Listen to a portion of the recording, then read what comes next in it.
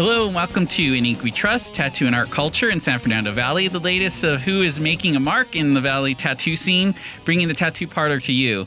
I'm your host, Anthony Sanchez. Today we are going to talk to guests from Oak and Poppy in Woodland Hills. We have Sean Roth, who is a body piercer, and Eric Evans, who is a tattoo artist. Thanks for coming by the studio today, guys. Hello, hello. Thank you. All right. Good to be here. Great. Well, Sean and Eric are also the co-owners of Oak and Poppy and celebrating its third year in Woodland Hills. Congratulations, guys. Thank you. Thank you. Thank you. All right, so I'll begin with Sean. Who, what's it like to stab people for a living? Initially, it was cathartic, but now I feel bad when I hurt people. It's a good job. It's a fun job. I enjoy it. I meet people all day long. Most of my clients are women. They're very easy to deal with, very easy to work with. I like it. I'm with people 10 to 15 minutes. It's not long term. I get to have a nice interaction, and then I'm on to the next person. Nice. And yeah, it's been fun. I've been doing it for almost 20 years now. Cool. All right, so Eric, do you think tattoos are taboo or mainstream? Think we've gone mainstream yet with tattoos? Oh, they're still both. Depends on your belief system. So, what's an example of a belief system that you think might be one or the other? Like a taboo, like say, if they say you can't be buried in a cemetery, don't get tattooed, or certain markings that your family doesn't want. So it's like considered taboo. But other than that, it's mainstream. Other people don't care. Right. They just do what they want. Especially here in LA nowadays, it's like nothing. I'm sure a lot of students here have facial tattoos, right? I have not noticed yet. I'm seeing a lot of young people with facial tattoos. It doesn't even shock me anymore. I feel like I'm going to have to change this show to facial tattoos. Like, it comes up. It's like the thing right now. SoundCloud tattoos. All the rappers got them. SoundCloud rappers. Yeah, I don't know all the trap rappers. I know 69 is one of them that's really super famous for it. Jeez. That guy's head. Ugh. Yeah. Sorry, 69. I think he's in jail now, so it's probably... Yeah, it makes sense. So a question for either of you. How do you think your shop continues the tradition of body modification? Eric? Well, we continue the tradition by doing it every single day the best way we can, and keep perfecting our craft. Tradition. I think I'm confused by the question. Well, it's been around for thousands of years. Yep. Things have changed. Things are much more sterile. We're not using sticks and mud. So that's that's good. So we've extrapolated upon the ancient knowledge. So is that technique. Not tradition? It's like there's elements of the tradition. Well, maybe a better question, more pointed question is, like, who trained you? Was there somebody that had been doing piercing, for example, for you, Sean, for years? Yeah. It's a sensitive subject. Oh. Getting poked is a sensitive subject. No, like yes. How I got here and who I learned from and where I'm at now. But yes, I did learn from somebody. He was like a mentor when I was growing up. Should we save that for Oprah or something? Yeah, maybe. Kind of put a word in, like, yeah, we got a juicy one here. He's I was taught by a person. Okay. And I don't know, we no longer speak, but it was a long time ago, and I learned from him, and he learned from, I don't even know, but he was, I think, in the BDSM scene in the early 90s, and that was where a gay culture and BDSM culture is like where it kind of originated, and he was a part of that world, and he learned the trade, and then he opened a studio, and then I was just a guy hanging out, and then I learned through him. Okay. And I've taught people since. Nice. So yeah, that's how I... So that's how it's kind of carried on. Yeah. Yeah. And then what about for you, Eric? Who did you study under? Who was your sensei, if you will? I would also say another sensitive subject. Some of those things you just move forward. Okay. But I've been in the industry, The guy who taught him was way worse than the guy that taught me. Yes. Wow. Yes, he's terrible. No one wants to know him. Okay. Yeah. The guy who taught me, people want to know. He's decent on a social level. Oh yeah, I'm not trying to get any, as we say. This chisme. guy's like a gremlin. Looks like your soul. I've seen that movie Troll. That was like when we were kids. All I think. right. Well, I don't want you guys to get sued, so we're gonna move on. Or like the earnest, scared, stupid. Yeah. Oh, He looked like one of those little trolls. nice. We're gonna have to have links to all these references. The youngins are like, what? So Sean, you got started by just hanging out in the shop. Then Yeah. I didn't want a real job. you didn't want a real job. What happened was I took a psychedelic, and I didn't want to go down the traditional path. I didn't want a real job, so I hung out with artists in the tattoo and piercing world, and it felt right. I played music at the time, and things just kind of unfolded, and I learned how to do it and kept doing it. And I also went to college when I was doing it because I didn't think I would eventually do what I do right now forever. It didn't feel like a viable option for me, but it ended up being a very good decision, a very viable option, because now Eric and I own our own business. Right. And how did you two meet each other? Eric. Through the industry. The guy who was teaching me tattooed him. And the guy who was teaching him and tattooed me worked for the guy that taught me. Okay, interesting. And then so we just kind of grew up. Yeah, we've known each other for a long time. Kind of like years. like a brotherly. Yeah, we're brothers. Mm-hmm. Nice. Right. And when did you two decide to open your own shop? I think it was like a lot of years in the making. And then just when the right opportunity came up, we just, took advantage of it. Yeah. We were comfortable in the situation that we were in. We always wanted to do it. And then I decided to quit. And I found a spot 3 days after I quit. It wasn't planned. It just kind of serendipitously came about. And I talked to Eric. We went to the spot, and then we had one of those like Kevin Costner moments in Field of Dreams. If you build it, they will come. Mm-hmm. It was like truly a kind of almost a mystical type of experience where you just knew things were in alignment. And when we felt that, we knew what we needed to do. That was the kind of experience. All right, cool, Sean. So what's the story behind the name of Oak and Poppy? That's Eric's department. Eric. Mm-hmm. The name is quite simple. We didn't want something that was, a generic tattoo shop, etc. And we just came up with a name to represent the valley in California. So like the oak trees and the California poppy. That was it. We're off Oakdale. Yeah. In Woodland Hills. Is that off Oakdale? Yeah. I always remember. So Ventura. like the style and everything with our reclaimed wood and all that, it just kind of like came together. It's perfect. So for those that don't know yet, you go in the store. It's it's probably the most fragrant tattoo shop I've seen so far. Yeah. What do you know? Is that from the oak that's on the walls there? Or is there something, a trade secret we can't tell? Some from the wood, but we got some secrets. Okay, We definitely got some secrets. I bet you guys do. It's like going to Disneyland. There's that the idea that they spray something in the air. Yeah. That makes people happy. Yes. We had the same thing.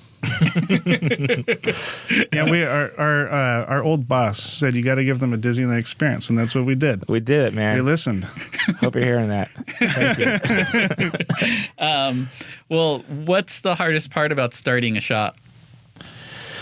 Well, Eric and I, from a business partnership, Eric and I were very close friends, but our friendship also had to shift into like a business partnership. So there was a transition there, I think, where we had to kind of like assimilate and kind of acclimate to a new type of dynamic. So that was a little challenging at first, would you say? And there's a lot of trust involved. Our money's tied in together. We're putting everything on the line. There is a huge risk. There's other people coming on board, and we want to make sure we could create a space that could be supportive for them and where they could survive. So there's a lot of elements, that could be scary. I didn't have doubt that we'd be successful. I believed in it, but it still doesn't mean it was an easy thing to do at all. It was a hard decision to make. But once we made it, we hit the ground running. Yeah, just kept going. And when did you have a sense that it might be a successful business? Because I'm sure there's a lot of doubt when you first start something, any business, any venture like that? The second we walked into the spot, we knew. No doubts. That's why we put our all into it. Yeah, we did. You have to. And we didn't stop. Like, when we went into that space, if the space asked us, I know it sounds a little woo-woo, but when we were designing it, if we had an idea and we said, we have to put a brick case here, we just did it. We didn't worry about what it would cost. We believed that if we put the money and time into the space and the effort and made it look the best we possibly could, it would pay off in the end. And it absolutely did. We did not hold back. We didn't try to like pinch pennies. We just put everything we could into the thing, and now we're 3 years in and we're thriving. Right. Mm-hmm. It seems to have, when I've been in there, you guys have a little village going on in there. Every time I step in there, there's somebody different at the front, and in a good positive way. You guys seem to have a certain vibe there. So it sounds like you guys didn't have like an interior designer or any kind of consultant. You kind of just No, we were Right. interior designers. Pinterest. Well, we got influenced. We went to restaurants. We went to museums. We went to places like Beverly Hills, certain like designer stores, architecture. We try to get elements from a bunch of different sources, and we didn't want to look like a typical tattoo and piercing studio. We wanted to have elements there, which we do. When you walk in, you can see like flash tattoo sheets on the wall, so that we have elements there, but we also wanted to come off deviating from the norm. Is the flash art by the artists that are there? A good portion, yeah. Most of it? Mm-hmm. Yeah, nice. So, Sean, what's the hardest part of the body to pierce? Nowadays, because of the shop that we have and our clientele, we're primarily doing ear piercings. I don't really do much independent of that. Sometimes nostrils, often, but in the past, probably genital piercings. I don't personally do them anymore. I don't need the money, but we have people there that do, so they'll be happy to do them for you. Donnie is one of our female genital piercers. So if you need your penis pierced, I could say that. Yes, you can. Or clitoral hood pierced, see Donnie. He'll be happy to help, huh? No, not in that environment. It's called contextual, Contextual, yeah. Love what you do. Eric, why don't you tell me about what tattoo styles you like to do yourself, or what have you been into so far with your style? I like to do a lot of custom, stuff like illustrative or Japanese, American traditional, things like that where I could just play a little bit more with. I used to do a little bit of other styles, like some realism, but I find for me it doesn't hold up as much as I would like in my experience. So I stick with just kind of like, the traditional vibe of it. Has that, as shop owners, become important in finding the other people who are in your shop? You're saying Donnie's doing the thing that and then maybe for you, maybe you someone doing black and gray, somebody doing geometric. I understand. We do have a little bit of different flavors, but I think we like to have people a little bit more on the same track, just so like when our clients come to see us, there's like a continuity with our work. And that way, like, if I'm too busy, I could pass on some of my clients to other people that are available, and then like the work kind of like mirrors it a little bit. So we're a little bit more of like a cohesive team versus like, outliers, which I like. What do you look for when you're deciding, I'm going to take this person on in my shop and train them? Because it sounds like maybe you have some people that have already been established. First, like, I would say like personality is a huge thing. It's very difficult bringing in some of these people that are in this industry. Yeah. And it's a community. It's tight-knit. It's a system. So if you bring somebody in the system and they're not vibing well, it could really throw the homeostasis off. You want to make sure things are in balance. And there's a lot of personality disorders out there. A lot. I'm a recovering personality disorder sufferer. But now I'm well adjusted. But no one's putting the work in. I'm still suffering. But in all honesty, a lot of people get in this industry because they think you're not operating on the grid. You're deviating, you're off of it. But the reality is you're dealing with the general public. You're in the service industry. You have to help people. You have to accommodate people. It's hard. You're dealing with people all day long. You're modifying their bodies. There's a lot of expectations, and it's a lot of work. So it's probably not the best industry for personality disorders, unless you want to sit in the corner and just doodle all day. But you have to interact with the world. Yeah, that'll make or break anyone, right? Yeah. And a lot of people in this industry, I think, lack in customer service, and we tried our best to just be kind to everyone that walks in the door and accommodating and understanding. Great. I know that, Sean, you do some artwork as well. You do some doodles. Why don't you tell us a little bit about... Definitely. How'd you know about that? It's my job to be a stalker now.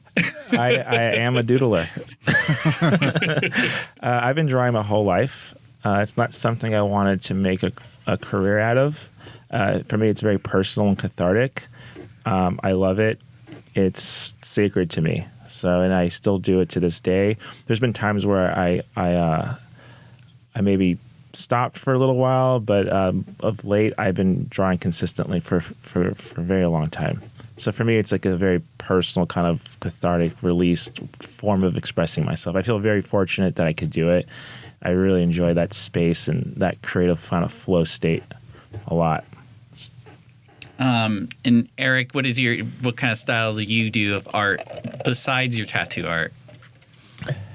A lot of it is just the tattoo art. Is it? Yeah, because we have to do a lot of studying and research and preparation for our appointments coming up. So a lot of times, like, those are like the behind the scenes. Like when we're tattooing people, that's like one element. But then like later, when the clients aren't there, when artists aren't getting paid, we have to actually prepare for everyone. It could take hours, so it's very difficult to set aside time for your personal artwork and to express yourself in that fashion. So you got to try to learn how to do it in the artwork you're preparing for other people. What are some resources you go to when you have to research for a tattoo? Well, Instagram these days is one of the easiest things. You just pop it open and there's like thousands of tattooers if you want inspiration from that. I gather inspiration from different things like retro, sci-fi, kind of like art and different artists and painters and stuff like that. Are there any tattoo artists in the past that you've kind of admired and aspired towards? Yeah, there's tons of them. There's a lot. Any names that you're allowed to mention or bad for business? Yeah. One of the guys who tattoos me, his name is Grime. He's in San Francisco at Seventh Son. I admire his work a lot. There's a lot of it on me. And there's tons of other people out there. We could sit here all day. Do you have a favorite tattoo? No. They're all you live all your children. We have tattoos aren't our favorite. Oh, well, let me hear about that, Sean. What do you have a tattoo that's not your favorite? They're from the guy who taught me how to tattoo. That I got tattooed by. But also, if we didn't do that, we didn't take those steps, we wouldn't be where we're at today. Yeah. So you know what? I have a messed up tattoo on my left arm, and thank you. I guess at the end of the day, it's all worth it. I can always laser it, right? What about a cover-up? I've seen a lot of people doing a lot of cover-ups these days. No, this is not getting covered up. Oh. No. Too many memories, it sounds like. I mean, it would look terrible. It would look like the bleep word that comes out of the butt. It'll look like poop emoji. We could say poop emoji. Yeah. Let's see. So how do you balance being both shop owners and your personal life? I think without getting too TMZ on it. I think I've just fully integrated it. Yeah, it's an integration. When you own a business like that, it is your life. I mean, you have times where you could separate, but I mean, in May, some guy was driving drunk, and his part of his tire or wheel went through our window, and we had to get there at 3:00 in the morning and hang out until like 6 to handle the situation. If the shop needs something, if you're gonna have to discuss something, We have to do it. Yeah, we have to be available. Our shop is open every single day, pretty much. Right. Besides like the major holidays, we're always open. Yeah. I mean, back in the day, So- shops were only not. There were some days they would be closed. Yeah. Yeah. We're closed this Sunday, by the way. Oh, Yeah. what's the holiday? Our 3-year anniversary party. Oh, We're taking the gang out to do things. okay. Yeah, you don't want any of your Instagram, people showing up at your party. So let's not disclose. You're not invited. We love you, but you're not invited. Thank you. Sean, what does it mean for the public to know that you're a member of the Association of Professional Piercers, which is a mouthful? That's a very good question. It means that we uphold a certain standard, an industry standard that this organization deems like the highest level one could aspire to in terms of sterilization, quality of jewelry, the way the shop is laid out and designed. A lot of shops, from what I understand, aren't a part of this organization, at least in Los Angeles. There are definitely other shops. But I'm a member, Donnie's a member, so is Carrie. So it's not that the shop is an APP shop. It's that the shop has members that are a part of the Association of Professional Piercers. But the shop has to meet certain codes. For example, there has to be a sink inside every station. It has to be an enclosed space. You have to have something called a statin that sterilizes all the jewelry. The jewelry has to be implant-grade materials or 14-karat gold. So we have to just follow all these rules. And if you do, the organization allows you membership, and we've followed all the rules, and I think we followed them well. Right. So, Eric, where do you see yourself in the future with this? And it could be for both of you as well. Where do you see the shop? Where do you see your work? 10 We years see from Oak now? and Poppies. Peas, Puppies. plural. Puppies. Franchise. Puppies. Is that a thing? Are you guys going to break ground on that? Well, the problem with the franchising, you have to have good people working for you, and it's not something that you could really just come by. It's not an easy trade to learn, and if you want to provide quality, you have to have people who've been doing this a long time. It's not like Blue Bottle where you can just train people to press buttons and brew coffee. You can have hundreds of them.